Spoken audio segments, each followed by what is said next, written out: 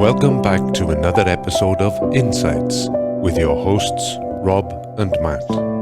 Today we have a fascinating topic to discuss that stems from our daily Kabbalah studies. We'll be exploring the concept of how man can attain righteousness and peace through the Torah. Matt, thank you for being here with us today. Thank you for having me, Rob. It's a pleasure to be part of this discussion. So Matt, our first point raises the question of how we can increase our faith in order to bestow. Can you shed some light on this? Absolutely. If you yearn to deepen your faith, you can achieve it through your Kabbalah studies and by connecting with your spiritual society, known as your attain. This process consists of 4 stages that lead to perfection, with reaching peace, the name of the Creator, as the ultimate goal. Interesting. Now, moving on to the meaning of evil.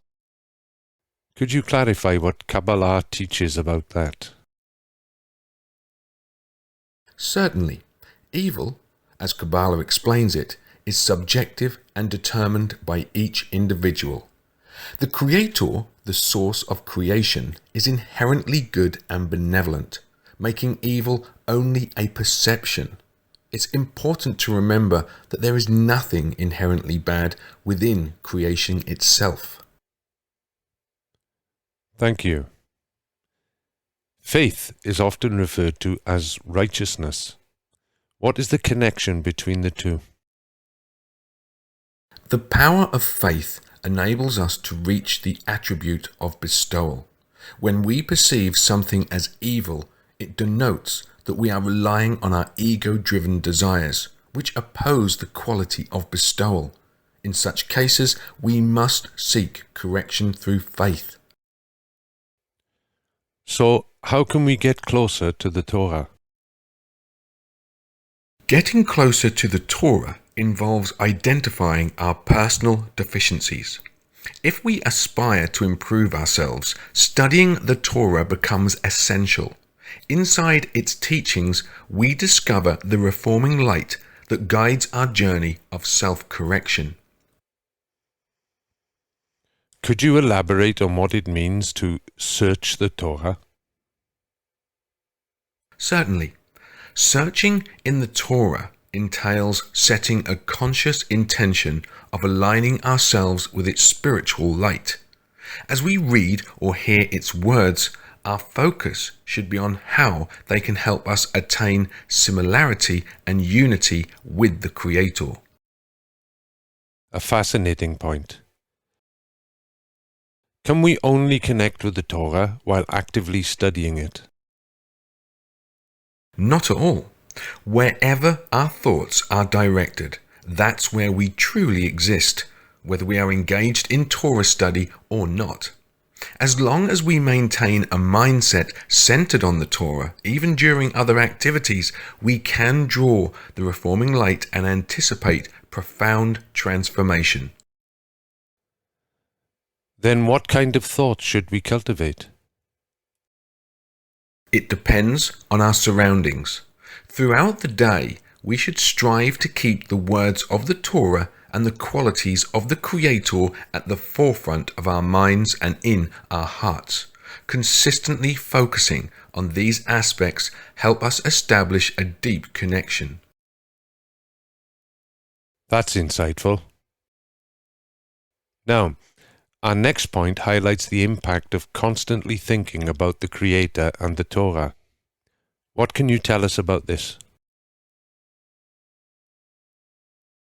Your thoughts possess the power to draw the divine light and effect transformation within you. As an example, I recall hearing a story about a rabbi from Lubavitch who, during his time in prison, found solace and strength by reading Psalms. This illustrates how our continuous focus on the Creator and the Torah can bolster us in challenging times. Wow, fascinating. Now, let's talk about the vessels of bestowal. Can you explain what they represent? Certainly. The vessels of bestowal embody our will to give without expecting anything in return. In Kabbalah, we refer to this as bestowal for the sake of bestowal. When our desires are utilized solely to benefit others without any self-interest, we tap into the true essence of charity. That's intriguing. Finally, how do we go about acquiring these vessels of bestowal? To acquire these vessels, we must first strive to shift our mindset entirely towards focusing on what lies beyond ourselves. This means directing all our thoughts and desires solely toward the well-being of others, benefiting humanity as a whole, and ultimately for the sake of the Creator. And with that, we've come to the end of today's captivating discussion. Thank you, Matt, for guiding us through these profound insights from our daily Kabbalah studies.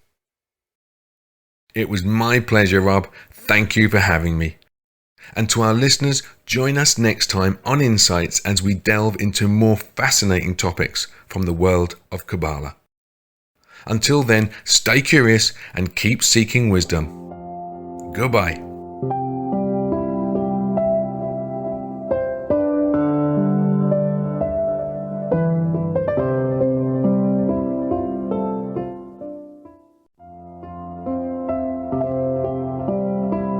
Insights, where spirituality meets practicality. Discover, learn, grow. Remember, like, subscribe, and share.